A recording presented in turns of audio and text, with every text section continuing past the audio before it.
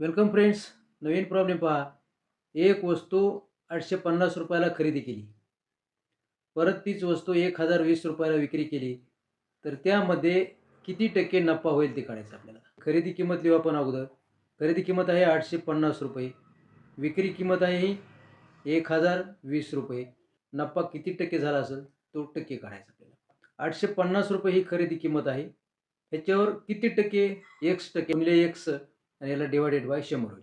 या दोन्हीची वजाबाकी करा. 1020 मधून 850 जर गेले, बरोबर येईल 170 रुपये हा नफा झालेला आहे. एक झिरो कट होईल, हा एक झिरो कट होईल, तर इथं काय राहिले 85 एक्स, बरोबर आहे हे 170, आणि हा 10 जो राहिलेला आहे इकडल्या साईडला नेला तो गुणिले होईल, म्हणून इथं 10 गुणायचं.